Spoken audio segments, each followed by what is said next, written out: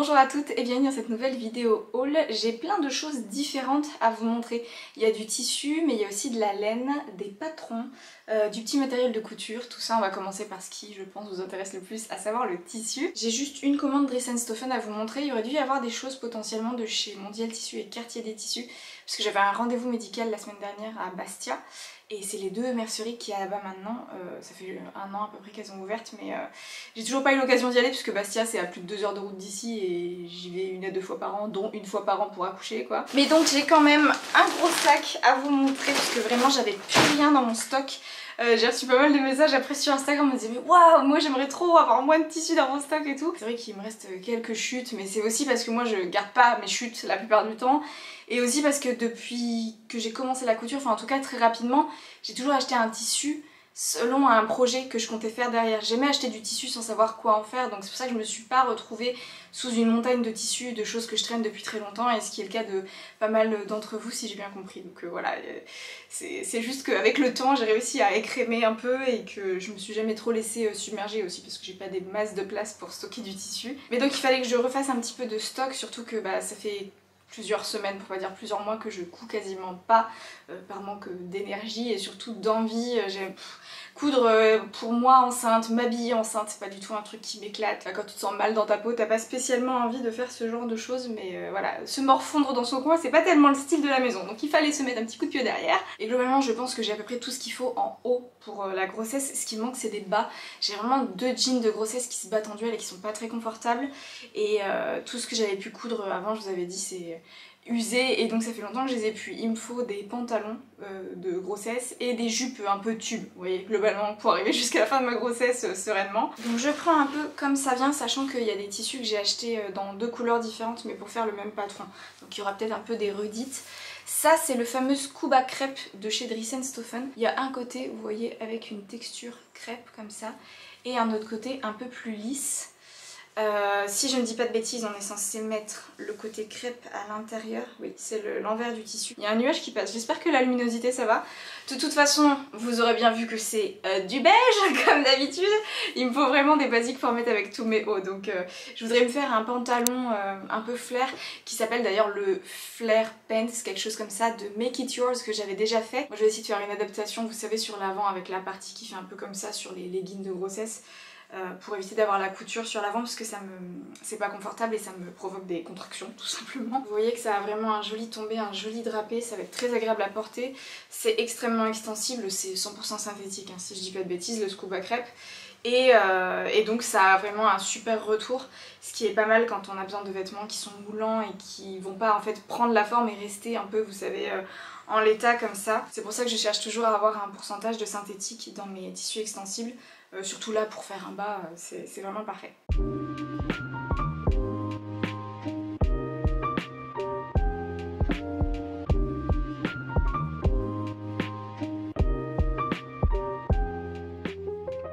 Ensuite, nous avons un tissu très imprimé qui est un espèce de polycoton, c'est une maille hein, toujours. Sur l'envers c'est vraiment très doux, c'est pas du tout désagréable, ça fait pas cette sensation de synthétique contre la peau, donc c'est vraiment top. Un imprimé très Gen Z quand même, enfin c'est vraiment l'impression que ça me donne.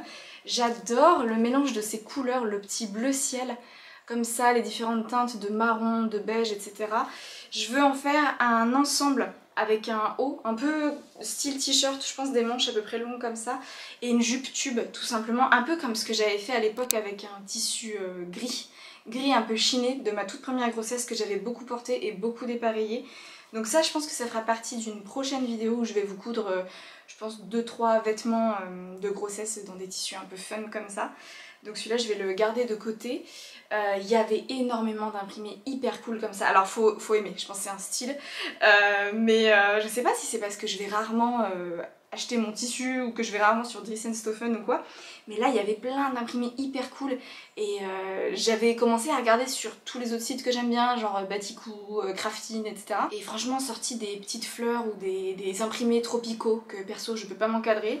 Il y a rarement de l'abstrait ou du graphique, mais du graphique sympa qui fasse pas trop vieillot. Et là sur Dries & Stephen j'ai vraiment dû faire un choix, vous verrez j'en ai commandé d'autres qui sont hyper sympas. Enfin bref, tout ça pour dire que en ce moment, si vous aimez ce genre d'imprimé un peu 70s, c'est vraiment cool quoi, il y a tout ce qu'il faut. Enfin vraiment ce tissu c'est un énorme coup de cœur pour moi, je trouve que ça me va plutôt bien au teint et j'ai plein d'accessoires qui vont bien aller avec, donc vraiment très hâte de le coudre et de le porter. Et comme je vous disais, vous allez le voir cousu très prochainement dans une vidéo. Je vais tout mettre de côté parce que j'ai encore rien lavé là comme tissu. D'habitude j'ai le temps de laver mes tissus mais cette fois-ci non, donc je vais commencer les machines cet après-midi.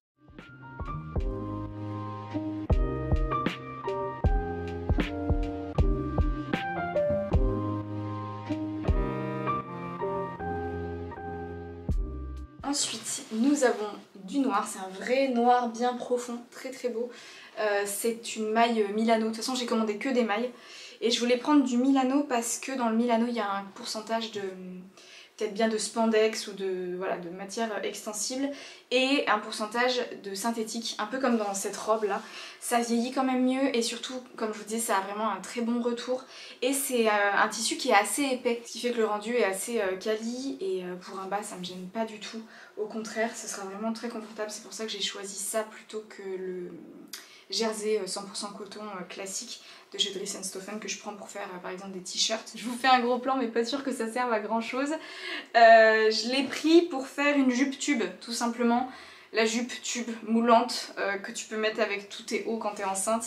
Je crois que j'en ai toujours pris un peu plus que prévu mais c'est pas grave. J'ai pas de patron particulier, c'est juste vraiment un tube que je trace en fonction de mon tour de taille.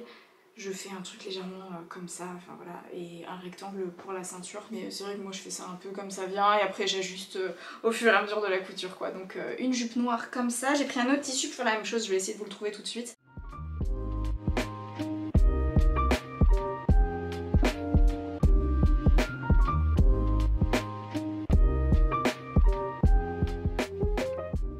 Là voilà, c'est la même chose en beige, un très joli beige, encore une fois ils appellent ça sand je crois ou zand, enfin couleur sable.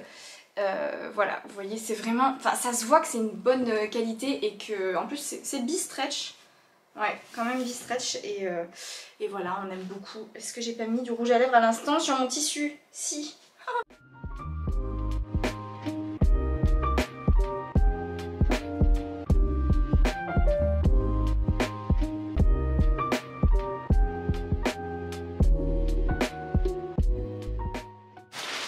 Pour boucler la boucle, des basiques, du scoop à crêpes noir, le même que le beige que je vous ai montré en tout premier.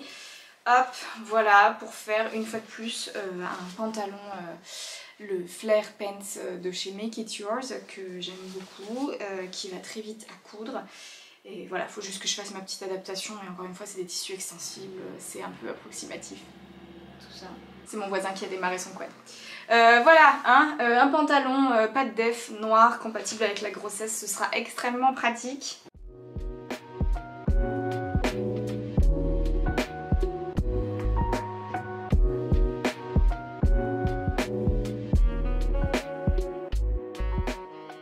Il me reste deux tissus et non des moindres à vous montrer. Tadada! Je vous ai dit, il y avait des imprimés de fou. Si vous aimez ce genre de truc un peu rétro et 70s, faut voir comment c'est porté parce que celui-ci en particulier, t'as vite fait de faire mamie avec. Mais je l'aime trop! Je l'aime trop, je trouve que c'est vraiment de bon goût en termes de design et d'association de couleurs. Le fond est noir, je dirais. Il y a des sous-tons un peu jaune-vert.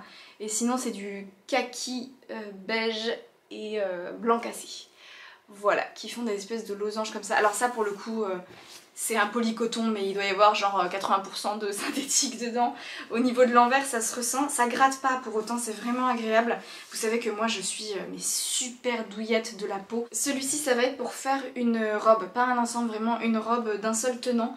Quelque chose de basique un peu dans ce genre là. Je pense faire des manches longues. Je trouve que ça change, que c'est très chic, que ça fait tout de suite son petit effet. Je pense faire un col rond, peut-être un peu plus dégagé que celui-ci, pour pas avoir trop chaud encore une fois, parce que pour le coup là, comme c'est quand même très synthétique, en dessous je mettrai quelque chose en coton. J'ai été vraiment conquise par cette commande, je savais pas trop à quel point les tissus seraient équivalent à ce que j'en attendais en termes de technicité quoi, et vraiment là ça m'a redonné la motivation pour la couture. J'ai super hâte de coudre tout ça et de me réhabiller correctement, donc ça c'est vraiment pour le moral c'est top quoi.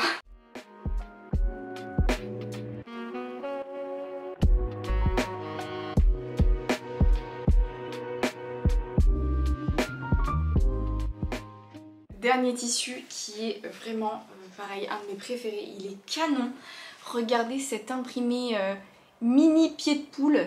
Je dirais pas pied de puce parce que pied de puce pour moi c'est encore plus petit, c'est pied de poulette, voilà, mini pied de poule dans des tons de blanc cassé, noir et beige caramel.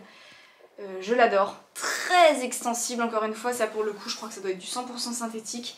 Mais il est beau, je sens qu'il va super bien vieillir et je vais en faire une fois de plus un pantalon de chez Make It Yours, un pantalon avec jambes évasées, voilà, de quoi couvrir mon gros bidon comme ça jusqu'ici, vous voyez rien.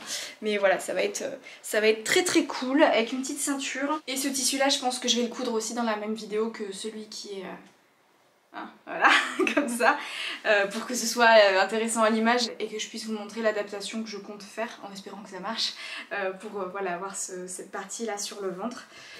Non mais ce tissu quoi. Vraiment si vous avez envie de vous faire des trucs un peu moulants ou juste des vêtements voilà, extensibles en ce moment, il y a des tonnes de trucs sur Dress & Stophen, plein d'imprimés sympas comme ça. Et là c'était que des tissus qui étaient vraiment super abordables. J'arrive pas à croire qu'il y a encore des gens qui m'envoient des messages sur Instagram ou sur YouTube en me disant j'ose pas commander sur Dress & Stophen, j'arrive pas à comprendre pourquoi. Enfin vraiment, pourquoi ça vous fait peur? Parce que c'est moins cher, genre en vrai les tissus sont hyper cool. Moi j'ai jamais été déçue par la qualité, après ça dépend de ce que vous commandez. Si votre truc c'est les voiles de polyester transparent à fil lurex, ce sera les mêmes tissus pourris que vous l'achetiez sur Rascol ou sur Dress & Stophen. Moi je fais en sorte de bien choisir mes tissus plutôt que de choisir en particulier un vendeur. Enfin voilà, regardez les compositions, les grammages, etc. Ça peut pas vous mentir en fait. Enfin, en tout cas, moi j'ai jamais été déçue sur Dress & Stophen et surtout, moi j'ai commencé la couture maintenant il y a 4-5 ans, un truc comme ça. En tout cas, j'ai commencé à regarder des vidéos YouTube, on parlait déjà de Dress & Stophen, tout le monde commande là-bas. Enfin, détendez-vous vraiment, c'est... bon, enfin, moi je trouve ça super bien quoi.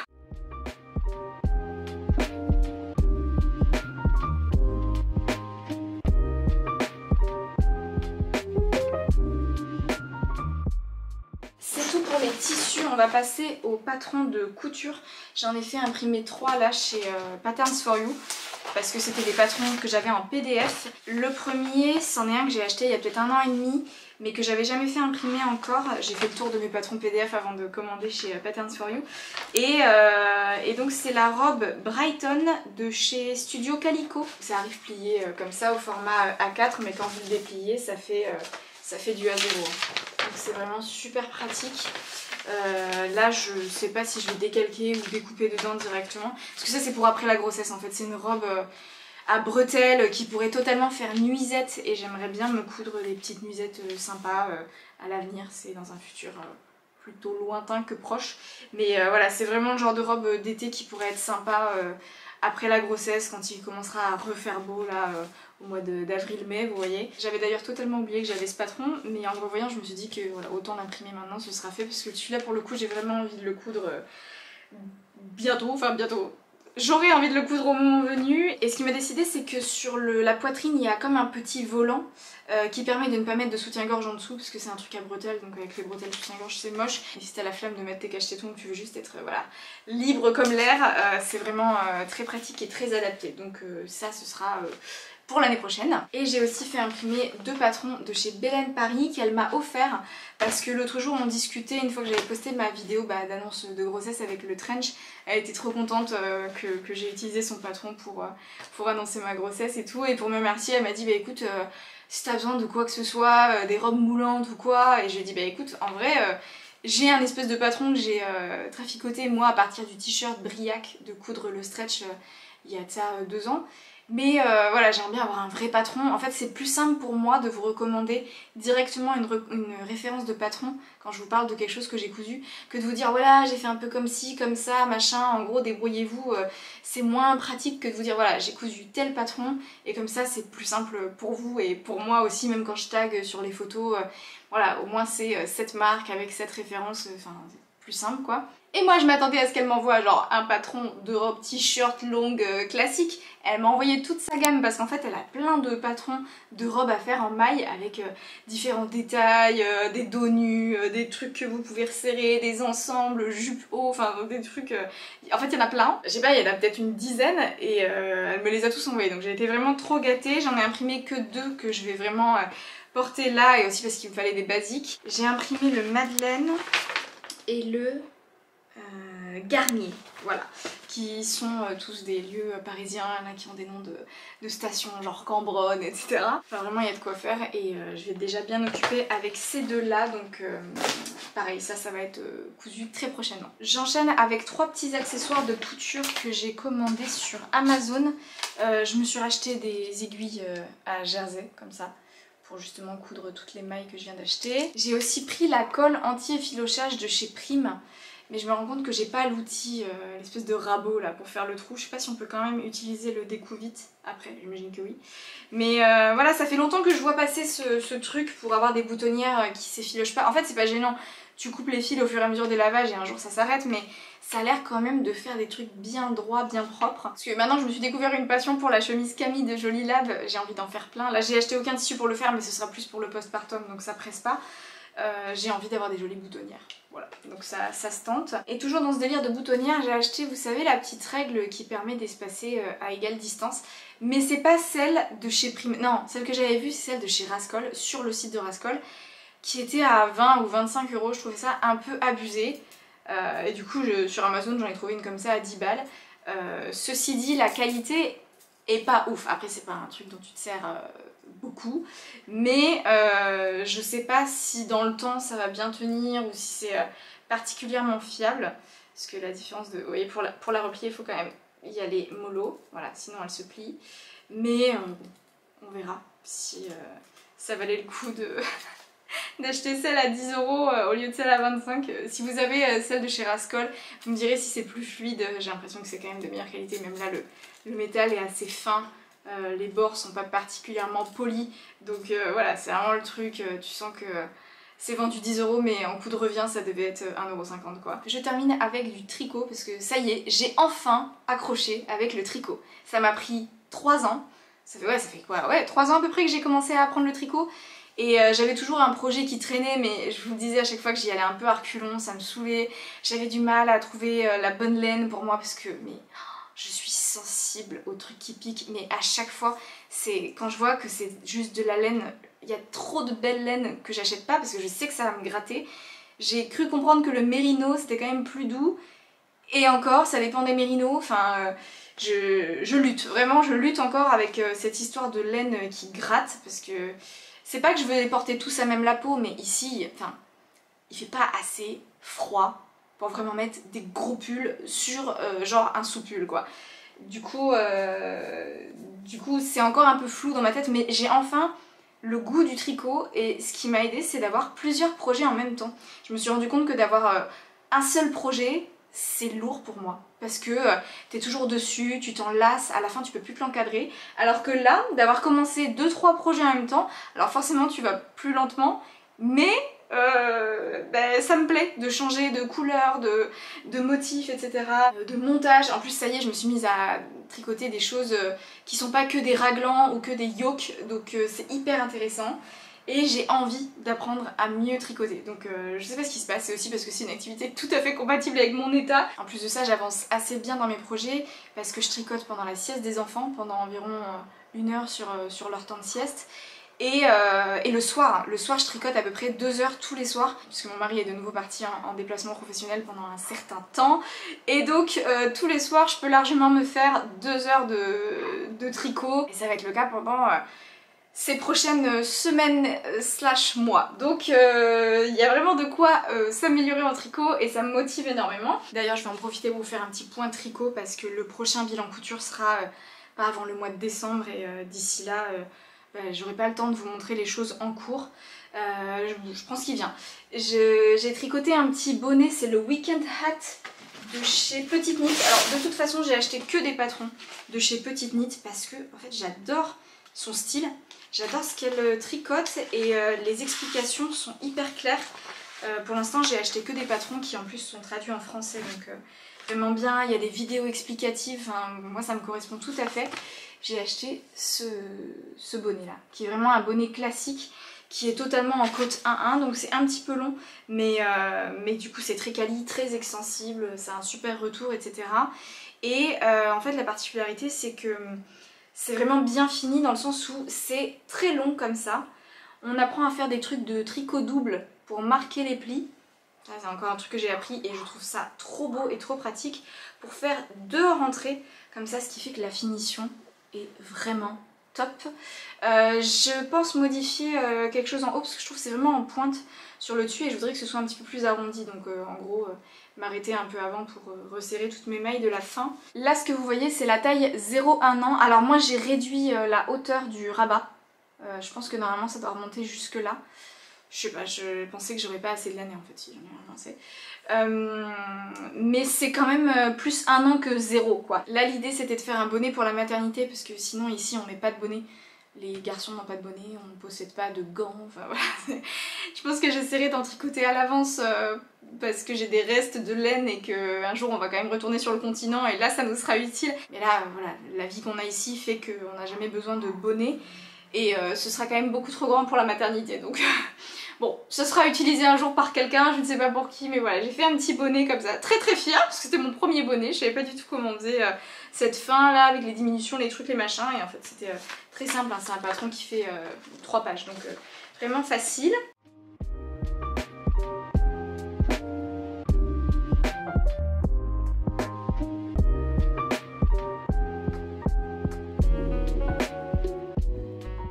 Et le fil c'est la Merino extra fine de chez Drops, la même que sur mon pull. Alors je vous avais dit qu'il était fini, je vous ai fait les photos sur Instagram etc.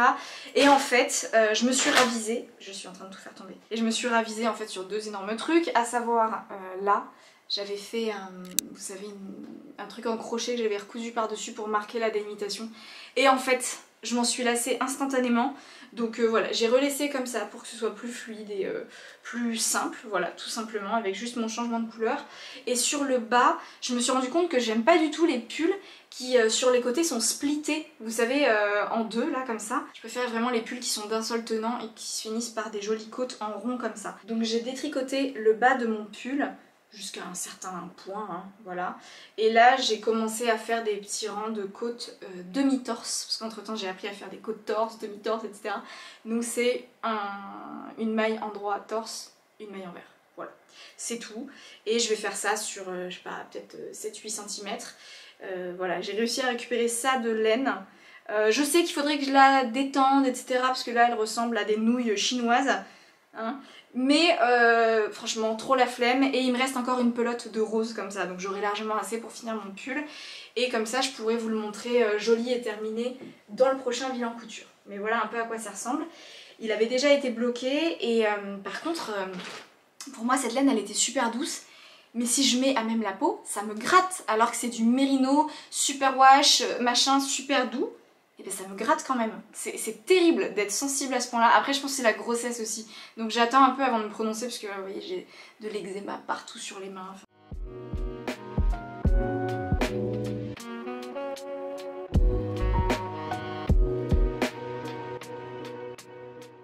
Entre temps j'ai acheté le Wednesday Sweater, toujours de chez Petite Knit, qui est un pull vraiment oversize comme ça qui se tricote en laine et aiguille 5, donc c'est énorme, ça avance super vite. Il a un col roulé que j'ai fait moins long, on verra si je le rallonge à la fin, et qui est splitté sur les côtés, mais pareil moi je ferai ça d'un seul tenant. Je le tricote dans un fil de chez Fil d'Art qui est toujours un Merino, le Merino 6, qui conseille de tricoter du coup avec des aiguilles 6 mais en 5, moi je trouve ça parfait. Je sais pas si c'est parce que je tricote large, mais vraiment, pour moi, un 6, ce serait un peu déjaugé. Donc voilà, c'est ce fil-là. D'ailleurs, je crois qu'il va me manquer 1 ou 2 pelotes, il faut que je recommande, qui pour le coup est vraiment très très doux. Là, je pense pas que ça va me gratter, c'est pas possible autrement. C'est encore plus doux que celle de chez Drops. Donc vraiment, ce fil, je me le note de côté. Et voilà où j'en suis. Je suis fan de la construction. C'est la première fois que je faisais ça, vous voyez. Vous faites des rangs raccourcis à l'arrière, ensuite vous reprenez pour faire les épaules, donc c'est en aller-retour à plat. Mais pour autant, il n'y a pas de couture parce que juste on relève tout le temps les mailles. Et j'ai déjà fait le col, voilà, qui est pour le coup en côte torse. Et les côtes torse, mais c'est trop beau, c'est trop beau, c'est super long à faire parce que c'est endroit torse, envers torse, endroit torse, envers torse. Mais le rendu est incroyable. Et c'était pour avoir le même rendu endroit et envers, parce que comme c'est un col roulé, voilà, c'est censé ressembler à ça. Vous voyez que mon col roulé est moins haut que celui présenté sur les photos. Et j'ai aussi appris à faire voilà, la fin là, tricot double avec rabattage à l'italienne. Pas du tout instinctif les premières fois, mais écoutez, voilà, ça fait un truc un peu plus épais sur la fin là. Je sais pas encore si j'aime, mais en tout cas ça fait bien fini quoi. Et j'ai déjà fait une manche, je vous dis ça monte tellement vite, avec pareil des côtes, pour le coup demi-torse ici, et ce rabattage là à l'italienne. Et j'ai commencé la deuxième, c'est que du jersey, ça va super vite. Et voilà, j'utilise mes petites aiguilles circulaires. Et voilà, ça avance bien, mais effectivement, il me reste encore une partie du corps à faire. Il me faudra 7 pelotes plus un morceau d'une autre pour la manche. Et il va me manquer, ouais, il va me manquer 1 ou 2 pelotes. Donc voilà, de toute façon ça avance doucement mais sûrement. C'est mon projet zéro cerveau que je fais en parallèle de celui que je vais vous montrer, que j'ai commencé il y a 2 jours.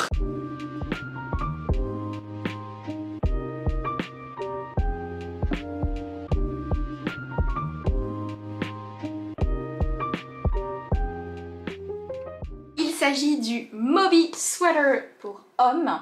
Vous ne voyez rien je pense sur mon impression en noir et blanc. Je vous avais dit que je ferais pas tout de suite de sitôt un pull pour mon mari parce que ça prend 3 plombes, encore moins quelque chose avec des torsades et du point de blé. Bon, on est en plein dedans. Il m'a prise par les sentiments juste avant de partir en me disant « Oh, tu vas me faire un pull ?» C'est vrai que dès qu'il est en long déplacement professionnel comme ça, j'aime bien lui tricoter un pull, ça me fait penser à lui et je trouve ça sympa. Là c'est la même construction que celui que je viens de vous montrer, donc on commence avec l'empiècement dos, les rangs raccourcis. En parallèle il faut déjà tout de suite commencer la grille de torsade, voilà je vous montre vite fait, voilà ça ressemble à ça.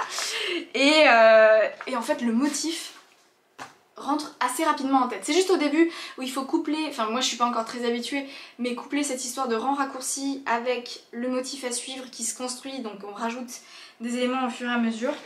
Et en fait, oui, ça fait littéralement 2 jours que j'ai commencé, mais je suis à fond dedans et comme je vous disais, je passe beaucoup de temps dessus. C'est trop beau. Franchement, je suis fan du rendu, je pense que je m'en tricoterai un pour moi parce que j'en ai vu des trop belles versions pour femmes. Il existe pour femmes, il existe pour enfants, mais je pense que si je fais une taille S, je pourrais totalement le faire pour moi. Là je tricote la taille L, donc je vous disais du point de blé, ça rend trop bien. Des petits endroits en vert, torse machin, une torsade classique, la même chose. Et c'est juste ça que j'avais jamais fait et qui en fait rentre assez bien en tête. Si on se force à comprendre quel est le rendu de ce qu'on fait, ça va.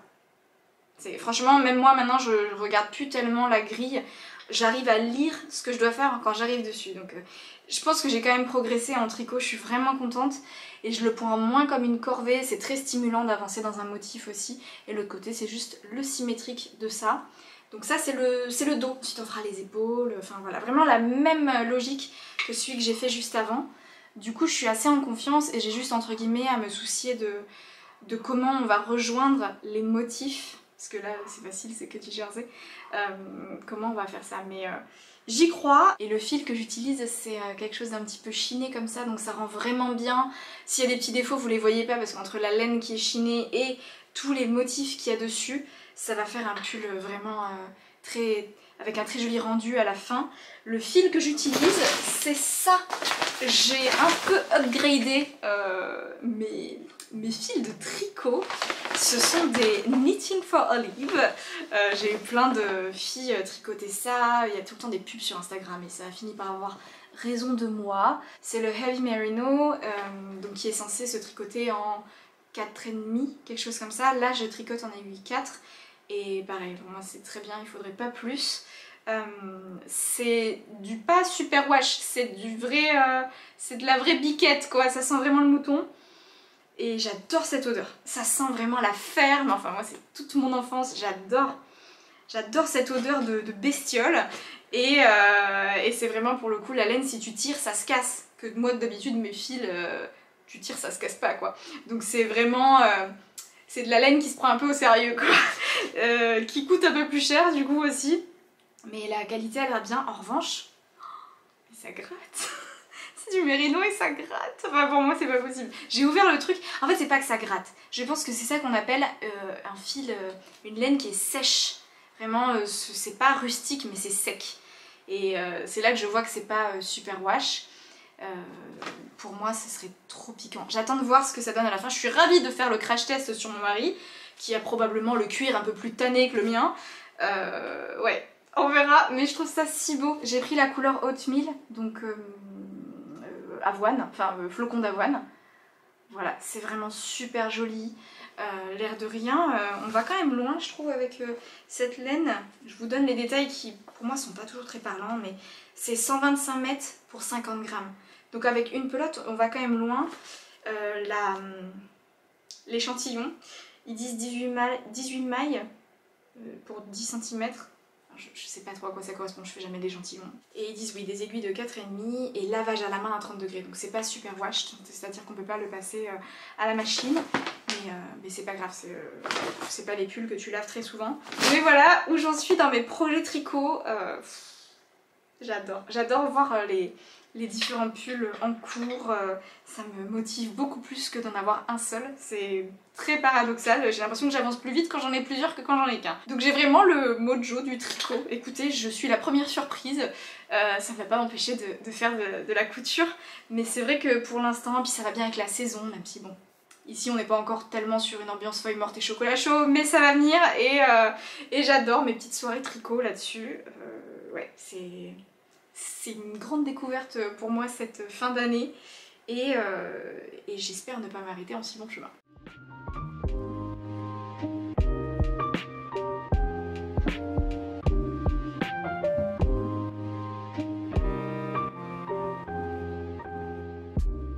Voilà pour ce haul slash bilan tricot clairement. N'hésitez pas à me dire si vous avez déjà testé certains accessoires, laine, patron, tissu, si vous avez des avis à donner, je prends en commentaire. J'espère que ça vous aura donné peut-être des idées ou juste de la motivation pour persévérer dans telle ou telle activité. J'aime bien quand c'est un peu varié comme ça. Je sais pas ce que vous en pensez. Je sais qu'il y en a qui sont vraiment pro couture et qui veulent pas entendre parler du reste, mais voilà, j'aime bien un peu diversifier mes activités, puisque comme ça je peux adapter en fonction de l'emploi du temps, des enfants, de tout ça. En tout cas, j'en suis là, je pense m'attaquer dans les prochains jours à mes fameux pantalons là en maille, parce que c'est un peu ce qu'il y a de plus urgent. Et le tricot, toujours le soir, tranquille. La prochaine vidéo sera sûrement celle dans laquelle je couds voilà, des 2-3 vêtements de grossesse en vlog avec vous. Ça pourrait être sympa. Et puis, je pense que c'est à peu près tout ce que je vais coudre pour la grossesse. Mes prochaines commandes de tissu, ce sera pour du postpartum ou peut-être pour du bébé aussi. Mais je sais qu'il y en a plein qui m'ont envoyé des messages en me disant « Waouh, trop cool, tu auras une fille, tu vas grave coudre !» Pas du tout. Vraiment, c'est pas tellement dans mes projets. Je couds des chutes pour les enfants. Mais c'est tout, enfin ils ont tellement de vêtements. Là ma fille je vais lui trouver plein de trucs dans le commerce, je vais pas m'embêter à les faire alors qu'il y a tellement de trucs sympas pour les filles qui sont très très bien et puis enfin je manque de rien, on va encore avoir plein de vêtements offerts. Enfin je pense que je me remettrai à coudre pour les enfants, surtout pour une fille. Quand ils savent marcher, qu'ils sont un peu plus grands et que t'as envie de lui coudre des jolies robes, parce que vraiment un bébé, foutre une robe à un bébé c'est une galère sans nom. Vraiment là pour l'instant je vois pas l'intérêt de coudre pour un bébé alors que je vais avoir déjà tout ce qu'il faut et que j'ai trop envie de me faire plaisir dans les magasins. J'ose à peine jeter un œil sur le rayon filles depuis que j'ai mes garçons parce que je sais que chez les filles c'est beaucoup trop beau. Donc là je vais pouvoir enfin me faire plaisir et j'ai assez peu de temps finalement quand même pour coudre. Je préfère coudre des choses pour moi qui vont être vraiment utiles et portées. Voilà. En tout cas, trêve de blabla, j'espère que ça vous aura plu. Je vous retrouve très vite pour une prochaine vidéo. D'ici là, prenez soin de vous. Ciao ciao!